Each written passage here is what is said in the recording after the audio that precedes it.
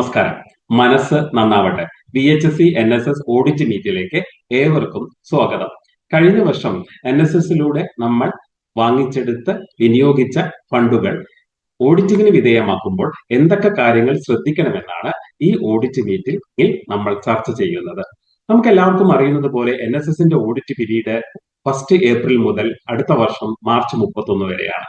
ആയതനുസരിച്ച് 2024 April 1 മുതൽ 2025 March 31 വരെയുള്ള കാലയളവിൽ നമ്മൾ വാങ്ങിച്ചെടുത്തതും ചെലവഴിച്ചതുമായ NSS അക്കൗണ്ടിലൂടെ വാങ്ങിച്ചെടുത്തതും ചെലവഴിച്ചതുമായ മുഴുവൻ തുകകൾ നമ്മൾ ഓഡിറ്റിങ്ങിന് വിധേയമാക്കേണ്ടതുണ്ട്. കഴിഞ്ഞ വർഷം നമ്മൾ ഓപ്പറേറ്റ് ചെയ്ത ഫണ്ടുകൾ പ്രധാനമായും regular fund, camp fund, project fund, Wayanad relief fund എന്നീ 4 ഫണ്ടുകളാണ്. നമുക്ക് അറിയുന്നത് പോലെ തന്നെ റെഗുലർ ഫണ്ടും ക്യാമ്പ് ഫണ്ടും ഡൽഹിയിൽ നിന്നുള്ള ഗ്രാന്റ് ഇൻ എയ്ഡായി PFMSലൂടെ നമ്മുടെ യൂണിറ്റിന്റെ ZBSA അക്കൗണ്ട്, അതായത് സീറോ ബേസ് സബ്സിഡിയറി ബാങ്ക് അക്കൗണ്ടിലാണ് ലഭിച്ചുകൊണ്ടിരിക്കുന്നത്. VHSC NSS തനതായി സമാഹരിച്ച് യൂണിറ്റുകൾക്ക് വിതരണം ചെയ്യുന്ന പ്രൊജക്ട് ഫണ്ട് കാലാകാലങ്ങളായി നമ്മുടെ യൂണിറ്റിൽ നിലനിൽക്കുന്ന SB അക്കൗണ്ടിലേക്കാണ് ഇട്ടുവരുന്നത്. വയനാട് റിലീഫ് ഫണ്ട് നമ്മൾ മിക്കവാറും എല്ലാ യൂണിറ്റുകളും ഓപ്പറേറ്റ് ചെയ്തിരിക്കുന്നതും SB അക്കൗണ്ടിലൂടെയാണ്. അതായത് ഈ കഴിഞ്ഞ വർഷം ഈ 4 ഫണ്ടുകളും ഈ 2 ബാങ്ക് അക്കൗണ്ടുകളും പൂർണ്ണമായും നമ്മൾ ഓഡിറ്റിങ്ങിന് വിധേയമാക്കേണ്ടതുണ്ട്.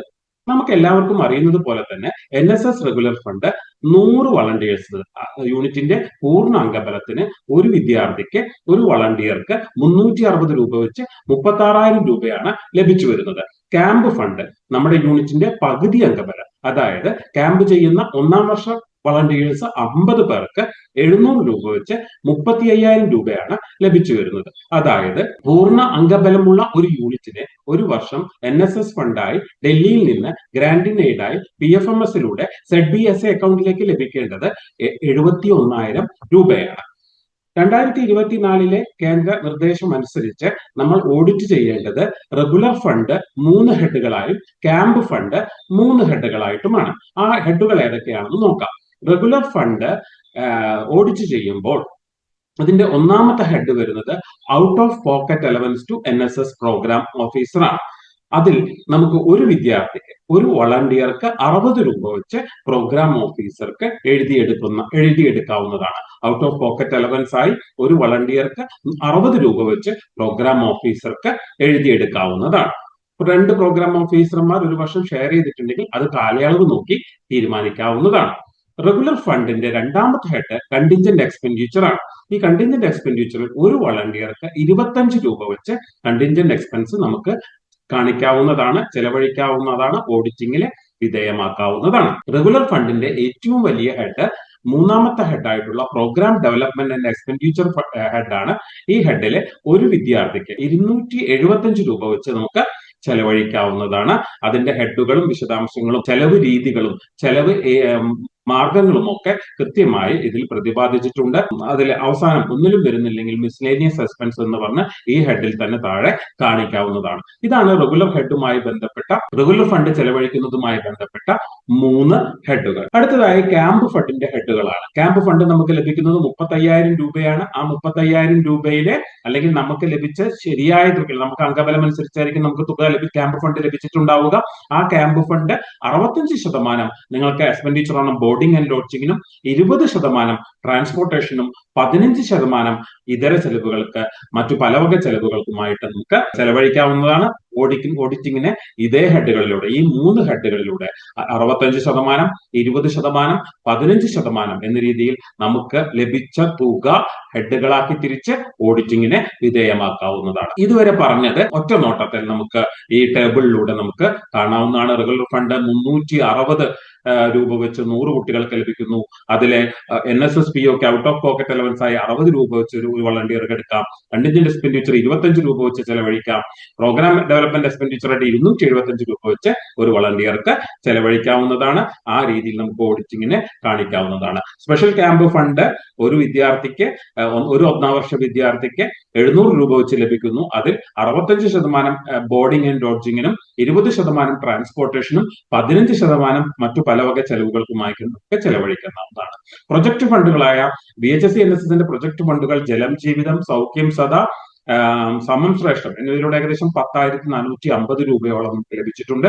അത് അതാത് പ്രൊജക്ടുകളിൽ നിർദ്ദേശിക്കുന്ന മീറ്റിങ്ങുകളിൽ പറഞ്ഞിരുന്ന പോലെ, അതല്ലെങ്കിൽ അതിന്റെ കത്തുകളിൽ നിർദ്ദേശ കത്തുകളിൽ പറഞ്ഞിരുന്ന പോലെ നമുക്ക് ഹെഡുകളാക്കി വിൽക്കാവുന്നതാണ്. അത് അത്ര കൃത്യമായിട്ട് ഹെഡുകളായിട്ട് വേണമെന്ന് നിർബന്ധമില്ല.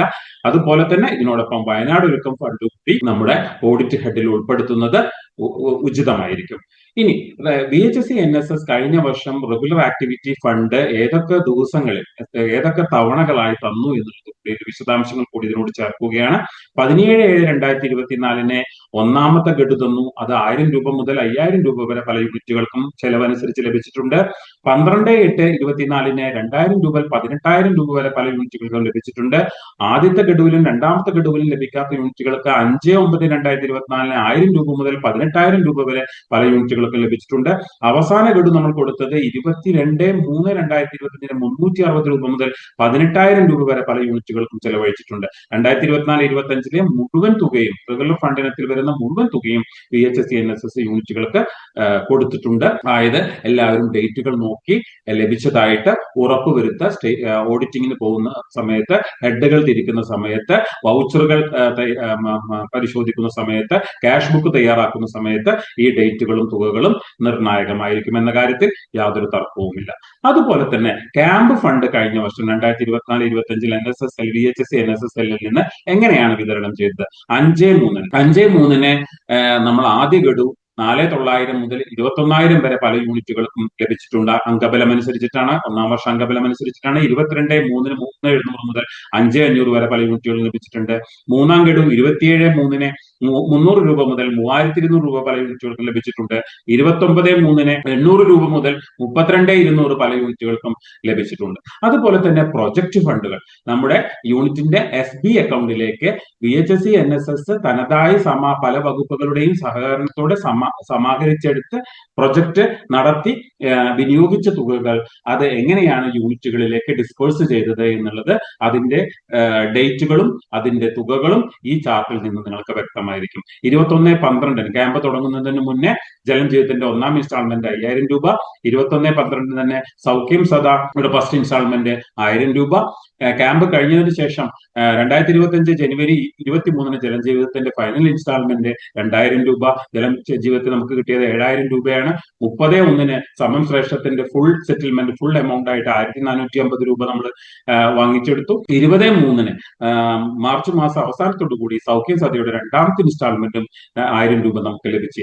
ഏകദേശം ഈ ഇനത്തിൽ പ്രൊജക്ട് ഫണ്ട് ഇനത്തിൽ 10,450 ആണ് കഴിഞ്ഞ വർഷം എല്ലാ യൂണിറ്റുകൾക്കും, ഫണ്ടഡ് യൂണിറ്റുകൾക്കും സ്വാശ്രയ യൂണിറ്റുകൾക്കും ഒക്കെ ഈ തുക ലഭിച്ചിട്ടുണ്ട്. ഇനി എങ്ങനെയാണ് ഒരു NSS ഓഡിറ്റിങ്ങിനെ നമ്മൾ തയ്യാറെടുക്കുന്ന സമയത്ത് ഓഡിറ്റർക്ക് കൊടുക്കാൻ വേണ്ടി നമ്മൾ എന്തൊക്കെ കാര്യങ്ങൾ കയ്യിൽ കരുതണം? ഒന്ന്, നമ്മുടെ ഈ രണ്ട് അക്കൗണ്ടുകൾ NSS യൂണിറ്റിന്റെ പേരിലുള്ള ZBSA അക്കൗണ്ടിന്റെയും SB അക്കൗണ്ടിന്റെയും ബാങ്ക് സ്റ്റേറ്റ്മെന്റുകൾ നമ്മൾ പ്രിന്റ് ഔട്ട് എടുത്ത് പരിശോധിക്കുക, അത് കൈവശം വയ്ക്കുക.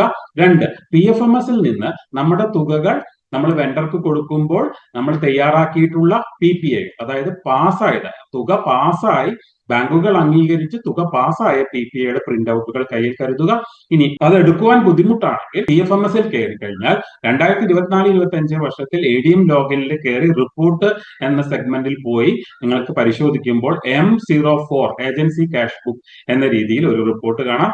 ആ റിപ്പോർട്ടും നിങ്ങൾക്ക് പ്രിന്റ് ഔട്ട് എടുത്ത് ഓഡിറ്റിങ്ങിന് വിധേയമാക്കാവുന്നതാണ്. 4, നിങ്ങളുടെ യൂണിറ്റിന്റെ തുക ചെലവഴിച്ചതുമായി ബന്ധപ്പെട്ട വൗച്ചറുകൾ, ബില്ലുകൾ, റെസീറ്റുകൾ അതെല്ലാം നിങ്ങൾക്ക് ഓഡിറ്റർക്ക് കൈമാറേണ്ടതുണ്ട്. പരമാവധി GST ബില്ലുകൾ തന്നെ വേണമെന്നില്ല, പക്ഷെ കടകളുടെയും നമ്മൾ ചെലവഴിച്ച തുകകളുമായി ബന്ധപ്പെട്ട എല്ലാ ബില്ലുകളും അത് പ്രിൻസിപ്പൽ സാക്ഷ്യപ്പെടുത്തിയത്, ബില്ലുകൾ ലഭിക്കാത്ത തുകകളാണെങ്കിൽ യൂണിറ്റിന്റെ വൗച്ചർ ഉപയോഗിച്ച് അതും പ്രിൻസിപ്പൽ സാക്ഷ്യപ്പെടുത്തിയിരിക്കണം. അതെല്ലാം കൃത്യമായ ഡേറ്റുകളും തുകകളും ഹെഡുകൾക്കനുസരിച്ച് ക്രോഡീകരിച്ചുകൊണ്ട് ഓഡിറ്റർക്ക് കൈമാറേണ്ടതുണ്ട്. അവസാനത്തെ 5ാമത്തെ കാര്യം നമ്മുടെ ഡേ ബുക്ക് അഥവാ ക്യാഷ് ബുക്ക് അഥവാ നാൾ വഴി തയ്യാറാക്കലാണ്. അത് ഈ കഴിഞ്ഞ പ്രാവശ്യം VHSC NSS വിതരണം ചെയ്ത ഡേ ബുക്ക്, ക്യാഷ് ബുക്ക് തയ്യാറാക്കാൻ കുറച്ചും കൂടി എളുപ്പത്തിലാണ്. അതായത് നമുക്ക് റെഗുലറിലെ 3 ഹെഡ് ഉണ്ട്, ക്യാമ്പിലെ 3 ഹെഡ് ഉണ്ട്. ഓരോ ഹെഡിന്റെയും വരവുകളും ചെലവുകളും എഴുതാൻ ഓരോ പേജുകൾ, ഒന്നിൽ കൂടുതൽ പേജുകൾ പല ഹെഡുകളിലുമുണ്ട്, പേജുകൾ ഓരോന്നിനും പ്രത്യേകം പേജുകൾ ഉൾപ്പെടുത്തിയിട്ടുള്ള ക്യാഷ് ബുക്കാണ് ഡേ ബുക്ക് ആണ് നമ്മൾ തന്നിട്ടുള്ളത്. അതുകൊണ്ട് നിങ്ങൾക്ക് അത് തയ്യാറാക്കാൻ എളുപ്പമായിരിക്കും. റെഗുലർ ഫണ്ടിന്റെ 3 ഹെഡ് 3 പ്രത്യേക പേജുകളിൽ, ക്യാമ്പ് ഫണ്ടിന്റെ 3 ഹെഡ് 3 പ്രത്യേക പേജുകളിൽ, പ്രൊജക്ട് ഫണ്ടിന് പ്രത്യേകം പേജ്. വയനാട് ഒരുക്കം ഇതിൽ വേണമെങ്കിൽ നിങ്ങൾക്ക് കാണിക്കാം. അത് വന്നതും പോയതും ഇതിലെ പ്രൊജക്ട് ഫണ്ടിന്റെ അടിഭാഗത്തായിട്ട് കാണിക്കുകയാണെങ്കിൽ അതും നന്നായിരിക്കും. നിങ്ങളുടെ ഉചിതമായ രീതിയിൽ നിങ്ങൾ കാര്യങ്ങൾ ചെയ്യുമെന്ന് പ്രതീക്ഷിക്കുന്നു. ഇനി എന്താണ് ഓഡിറ്റ് റിപ്പോർട്ട്? ഓഡിറ്റർ നമുക്ക് എന്താണ് തരേണ്ടത്? ഓഡിറ്റ് റിപ്പോർട്ടായിട്ട് ഓഡിറ്ററിൽ നിന്ന് നമ്മൾ പ്രതീക്ഷിക്കുന്നത് 2 ഭാഗങ്ങളാണ്. ഓഡിറ്റ് റിപ്പോർട്ടിന്റെ 2 ഭാഗങ്ങൾ, ഒന്ന് റിസീപ്റ്റ്സ് ആൻഡ് പേയ്മെന്റ്സ് സ്റ്റേറ്റ്മെന്റും 2 യൂട്ടിലൈസേഷൻ സർട്ടിഫിക്കറ്റുമാണ്. റിസീപ്റ്റ്സ് ആൻഡ് പേയ്മെന്റ്സ് ഈ കാലയളവിൽ വന്നതും പോയതുമായ ചെലവഴിച്ചതുമായ വരവുകളും ചെലവുകളും ഉൾപ്പെടുത്തിയിട്ടുള്ള statement, receipts and payments statement. അത് റെഗുലറിന്, ക്യാമ്പിന്, വയനാട് ഒരുക്കം, അതുപോലെ തന്നെ പ്രൊജക്ട് ഫണ്ടുകൾ, ഇങ്ങനെ പ്രത്യേകം ചെയ്യണം. ഓൾ ടുഗദർ എല്ലാം കൂടി ഒരുമിച്ച് ഒരു ഫോർമാറ്റിൽ തന്നാൽ മതി. എമൗണ്ട് കോളങ്ങൾ മാത്രം വിഭജിച്ചാൽ മതിയാവും. അത് ഓഡിറ്റർക്ക് വിട്ടുകൊടുക്കുക.